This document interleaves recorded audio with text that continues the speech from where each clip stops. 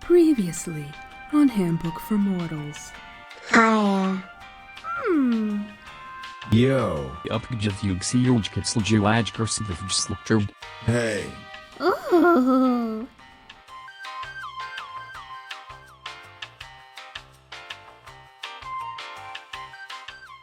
Considering how much I wanted to keep my secret, a few days later I probably brought a little too much attention to myself. I didn't really know what to do and felt like I had no choice. I had seen something. I knew someone was going to get hurt. Maybe I should have just kept my mouth shut, but I couldn't really just stand by and not say anything, could I? I knew by saying something, I was opening myself up for people to start asking too many questions, crazy to any normal person. What? Huh? Jesus Christ, again? So, here's another case of me presenting a piece of actual text so y'all, the viewers, might understand my bout of utter confusion. The Hermit ended with Charles Spellman building tension only to catapult to a week later in the Hierophant. Then that chapter ended with Jackson and Zade Andrea skipping off together arm in arm. And now this chapter picks up with whatever vague shit this is. Are we sure Zade doesn't have a medical condition? Or is Handbook for Mortals actually just a bunch of shenanigansy vignettes not tied together whatsoever? We're just, swan diving in here with random babbling over flashes of a vision. Like, Destiny just alerts Homegirl that some dumbass set the wheels of fate in motion for a tragedy, and only Zade can save the day. After all, my choices always seem to be able to make a positive change to something that could have been tragic, which is why I thought they were for the good, whatever that meant really. Cool.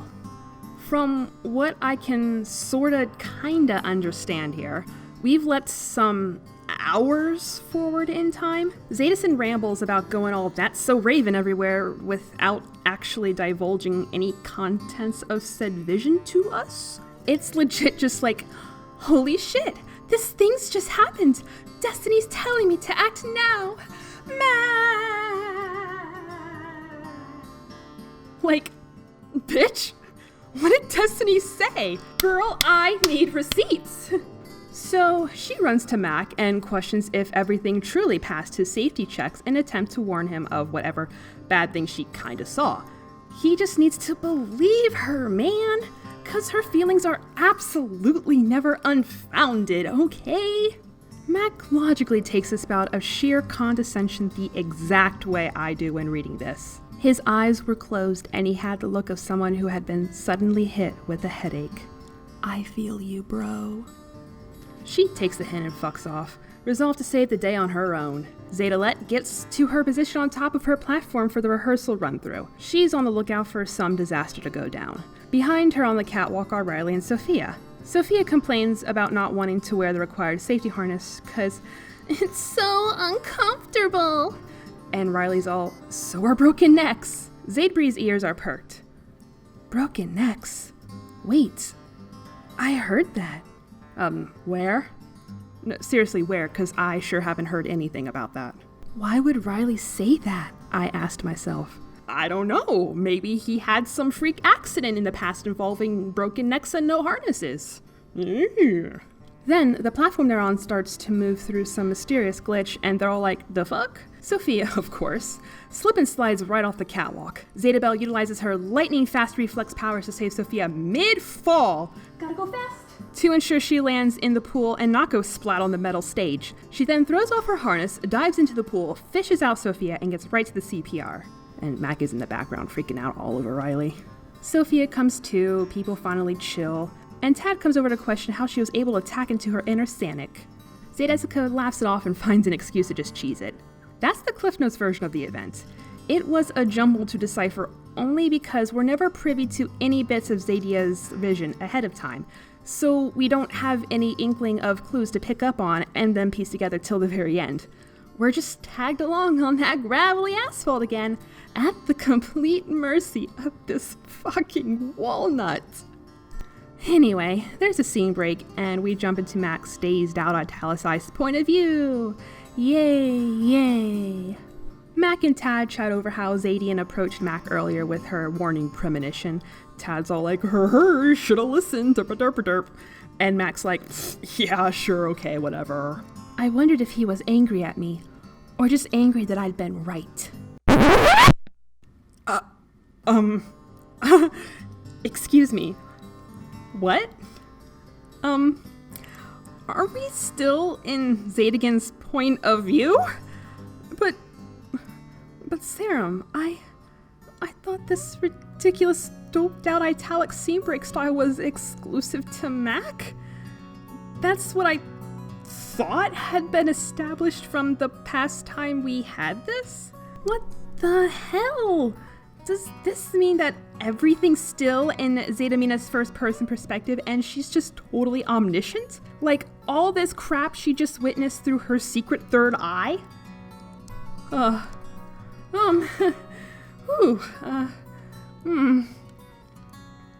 boy. The self-insert is too powerful. Tad teases Mac more, and Mac just tsunderes all over the place again. He's like, what the fuck's to like about her? Valid question. Tad responds with, lots of things, and I don't need to tell you that. Girl, where? I'ma say this again. Present me with the receipts. Besides, she's been there for like barely a week. You don't know shit, babe. Scene ends with Max storming off again in need of a cigarette and Tad going off to find where that glitch be hiding. We're back with Zade Lady at the loading dock. She's yoinked Jackson's spare acoustic guitar to strum out her feels to Amy Mann's That's Just What You Are.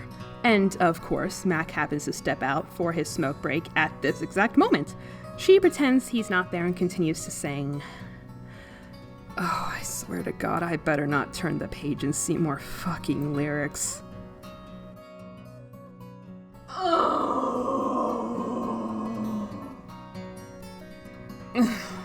Christ. After her private concert for one, Mac finally gets her attention. He sits beside her and the two chat about the song, their mutual love for the movie Magnolia, and then they reconcile and compromise their situational spat from before, and then they mildly flirt for a bit. Awfully quick to just forsake the piss baby rage there, buddy. I fully admit, I'm a total slut for shooting the shit scenes like this that aim to showcase character chemistry. For real, I eat it up. However, Mac's doing mood swing donuts every chapter. I cannot keep up. But whatever. I'll take this over their past juvenile encounters, I guess. It's a shame because, man, I live for being blue-balled for the enemies to friends to lovers slow burn. But Serum can't write the enemy stage well, so I'd rather be spared that cringe any further. Mac, after a brief awkward silence, mentions that he plays guitar too! Wow! Another jam session buddy! And he has a motorcycle like she does? Whoa, watch out there, Jackson. Your rival's gaining some steam here. Zeta City fangasms about motorcycles all over Mac's face, but he finds it endearing, so it's chill. He laughs and calls her Magi Girl, and apparently that's insulting, but my weeb ass doesn't really compute. So, anyway, he brings up the topic of nicknames. Mac asks her what Zade is short for. Oh, Zade is short for my full name, Scheherazade Holder. Scheherazade. You named your Aryan Maho Shoujo Scheherazade. This white girl is named Scheherazade. This is why you had no friends, Zeta Lady Ding Dong. Ah! This is why people told their children to stay away from you. Scheherazade. Oh, my cat is having none of this. My cat agrees Scheherazade's a stupid name. Yes, Sophie, that's correct. Zadela Michaela is a superior name to Scheherazade for a white girl. Yes, Sophie, a white girl. Oh, God.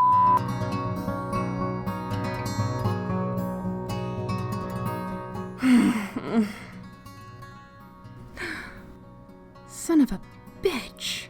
Pete asks Zade if he's pronounced her name correctly, and she's like, yeah, it's like Aid, but with a Z. She internalizes how much she appreciates it when people say her name right, and hates it when people say it like Zade. Oh, that makes total sense now.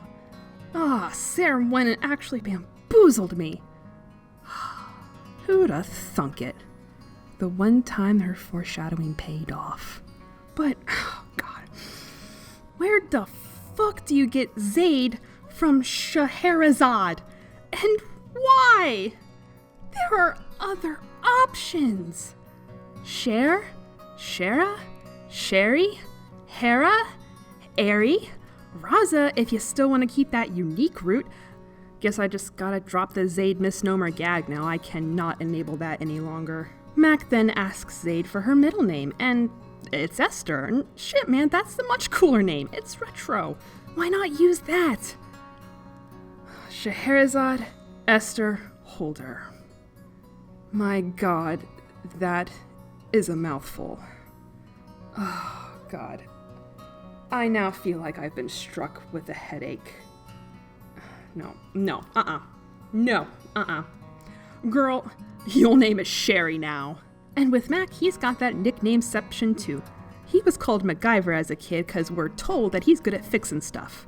His actual name's Clark. And if you remember, his last name's Kent. And you know what that means. His parents are nerds who seized an opportunity. And I respect that game, if nothing else. Tad calls on Mac over his walkie, saying he found the glitch from earlier and to get the hell over here because shit's going haywire.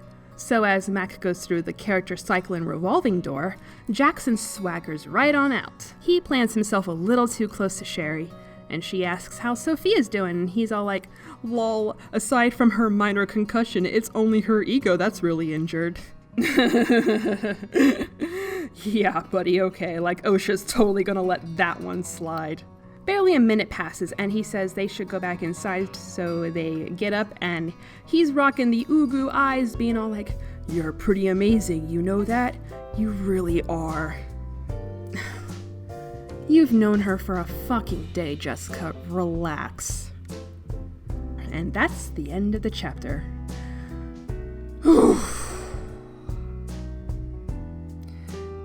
So, what are the odds that there'll be any legal repercussions for Sofia's accident? Yeah, that's what I thought.